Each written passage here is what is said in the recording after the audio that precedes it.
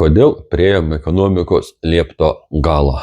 Antras niuansas. Pirmą tikriausiai jau žiūrėjot, kur pasakojau, kaip funkcionuoja ekonomikos modelis ir kodėl jis priėjo liepto galą apie skolas. Dabar pakalbėkim apie verslą ir kaip daromas verslas, ypatingai vakaruose, Amerikoje.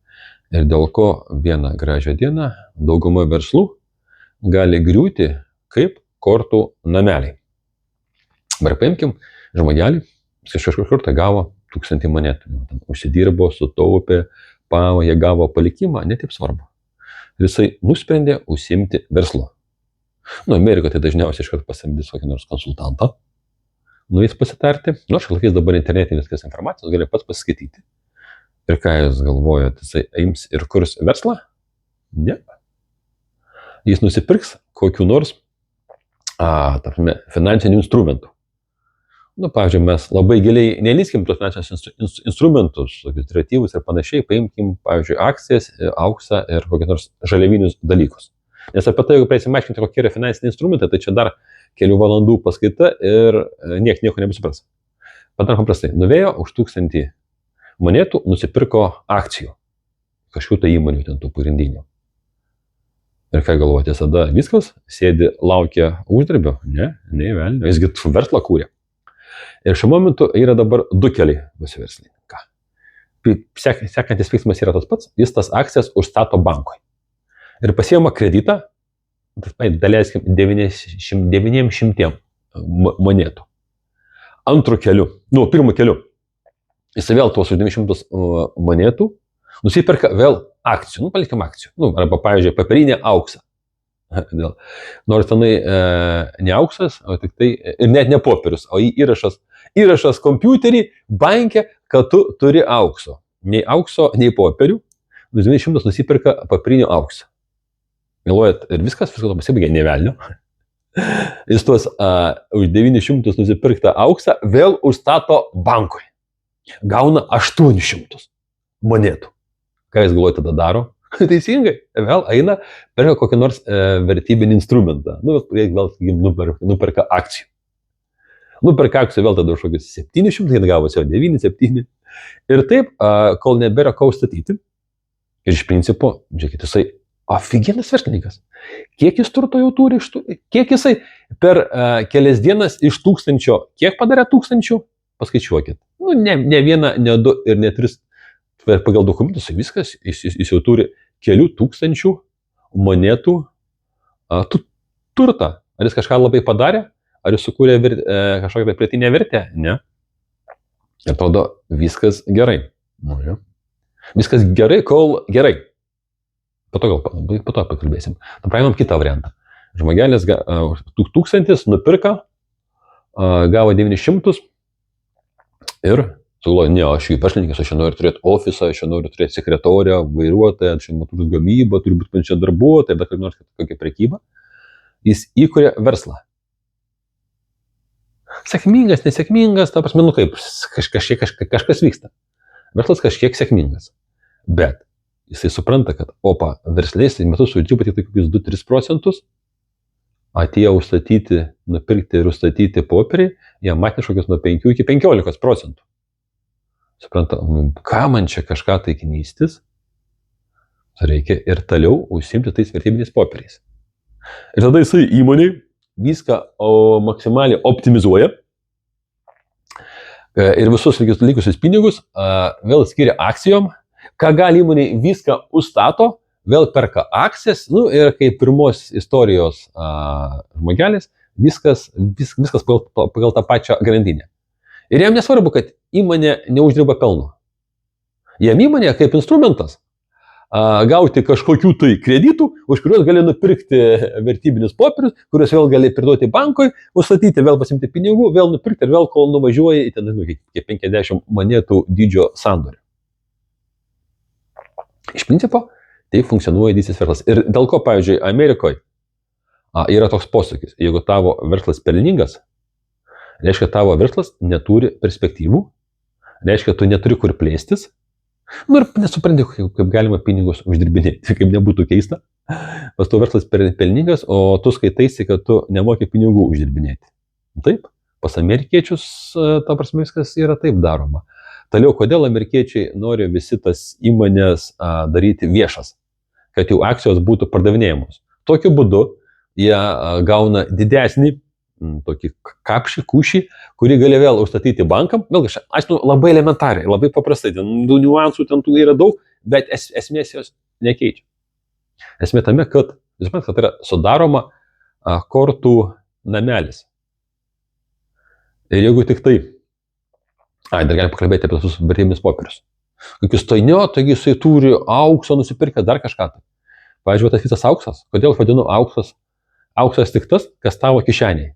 Aš kiek 5 metus aiškinu, kad žmonės, jeigu nori per šitą visą šūdą, pernešti savo sukauptus turtus, vienintelis kelias, bent jau mūsų lygio ten, kur nieks neturi milijonų, tai yra gyvas auksas. Gyvas, kuris guli tavo kišenė, tavo spintutė arba pastovu šitam sklype pakastas. Nes, kad suprastumėte, pavyzdžiui, nafta. Nafta yra prekiaujama biržose, bet tik maždaug 8% nuo biržos prekybos naftos yra tikra gyva nafta. Daugiau kaip 90% naftos yra orinės. Ir jeigu visi naftos pirkėjai biržose paprašytų jiem tą naftą gyvai duoti, kažkur tai atkrauti, jos nėra pasaulyje. Tai viskas yra oras. Tas pas ir su auksu. Netgi manau, jeigu jūs pirkot auksą, kuris atseit guli banko seife gyvas, nenustebsi, jeigu tenai tą auksą bankai dar kartą pardavė 7, 10, galbūt 15 kartų. Jie yra paskaičiavę, kad negali visi žmonės, pagal jų to pasaulio suvokimą negali visi žmonės daryti ir pareikalauti iš banko auksų. Nes jeigu visi ateis, tada reiškia kažką darys valdžia, nes jie tokie dideli, negalima daleisti, kad jie sugriūtų. Kad suprastumėt, bankų pelnai, ne taip, 3/4 pasaulyje uždirbto viso pelno nuveina bankam. Daugiau kaip 75% visų mūsų uždirbtų pelnų, ten įmonių, ta prasme, kažkur tai ir panašiai, viskas nuveina bankam. Ar tai normalu? Nenormalu. Jeigu paimtumėm iki 1913 metais, kai buvo sukurtas Fedas, bankų dalis pelne buvo 5%. Kas iš tikrųjų yra bankai? Tai yra tik tai pinigų laikyta ir pinigų persiuntinėta, jeigu šiaip paėmus. Jie nekuria jokios pridėtinės vertės. Kai jie nekuria jokios pridėtinės vertės, pasiema 3/4 pridėtinės vertės, tai galima suprasti, kad ekonomika yra struktūrinės problemos. Ir tos problemos yra tokios, kad jos yra neįsprendžiamos. Jau šiuo metu mes perėjom Rubikono tašką, kai dar buvo galim kažką tai spręsti, kai bankininkų ir finansuotojų šitas bendruomenė nusprendė, kad jie gudresni, jie stipresni ir jie nori viską pasimti. Dabar įsivaizduokit, tai bankų iš tų visų finansinių instrumentų rinkos dalis turės grįžti prie tų 5%. Kitaip ekonomika nebefunkcionuos. Dabar įsivaizduokit, iš 15 bankininkų, brokerių, finansuotojų turės likti tik tai vienas. Aš iš tikrųjų dar mažiau, nes atsiras naujų, kurie supras naujus vėjus, kurie supras naują šitą visą, kaip viskas funkcionuoja. Jas skėbrą pasitraukit. Tai realiai iš 20, sakiausiau, bankininkų, šitų visų veikėjų, kas suksia aplink banką, tik tai vienas liks gyvas. Gyvas finansiškai, arba netgi ir gyvai gyvas. Dalis jau nusižudys. Tai suduokit, aplink tuos 20 bankininkų, kuriem teks palikti šitą gerą, nuostabų finansinį pasaulį, dar sukasi apie 20 kokių žmonių. Privatus vairuotojai, namų šeimininkės, privatus fitness treneriai, baristai, vyno specialistai, sodininkai. Jie sukuria, ta prasme, tokį nemažą žmonių kiekį, kurie visai gerai uždirba. Tie uždirbantys irgi, kaip ir duoda kitiem uždirbti, netokiom brangiom kirpyklam ir panašiom dalykam ir šuniukų kirpyklam. Šitoje vietoje jie visi liks be pajamų šaltinio. Tai čia vienas griūties dalykas. Pats pagrindinis tai, iš esmės grįžtame prie tų įmonių, kur viskas yra užstatyta ir viskas yra investuota į vertybinius popierius. Ir dabar kai šneka, oi, čia aš įrašinėjau video kaip tik vakar, tai nežinau, kada išės prieš ar po šito video, dėl ko Europoje negali atsirasti karinė pramonė, tokia, kokia iš tikrųjų jinai būtų reikalinga, yra tokia, apie kokią svaigsta, seksualiai fantazuoja mūsų valdžia. Nes, kaip ir minėjau, neapsimoka karinės pramonės šitiem šūlam investuoti į gamyklas. Ten jie uždirbs 2-3 procentus.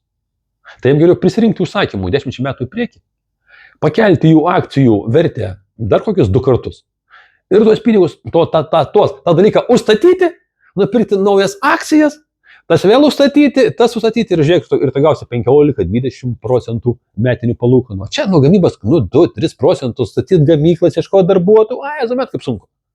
Paprašiau viskas daryti paprastai. Ir kai Trumpas dabar bando vėl atstatyti Ameriką didžią, jis tikriausiai jau suprato, kad kol nesugriaus, nepadės greičiau sugriūti šitiems finansistam arba dolerio dominavimui pasaulyje, Amerikos galybės atstatyti neįmanoma.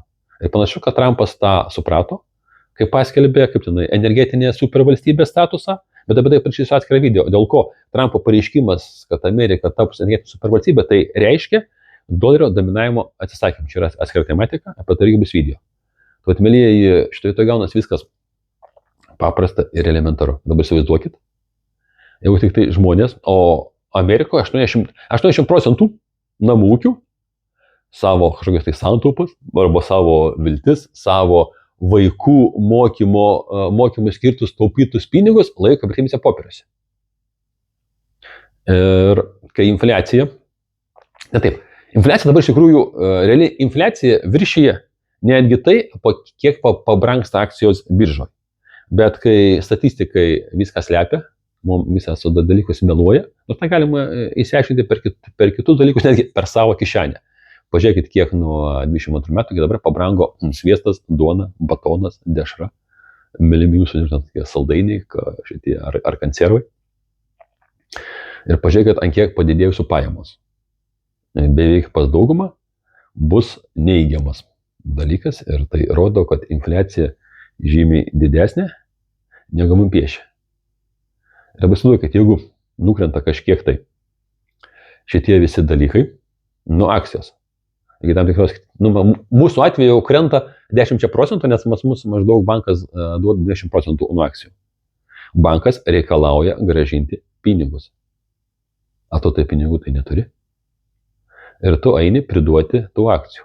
Ir tavo kaimynas eina priduoti akcijų, eina visi kiti priduoti akcijų. Ir kas dar su tom akcijom? Jos niekam nebereikalingos. Jos dar kainų krinta. Bankas dar toliau reikalauja. Iš įmonių pradeda reikalauti gražinti kreditus, nes tos akcijos, kurios jie paliko kaip užstatą tiem kreditam, irgi jau nebe tokios vertingos. Iš esmės, pagal tokių scenarių vyko didžioji depresija 29-34 metų Amerikoje.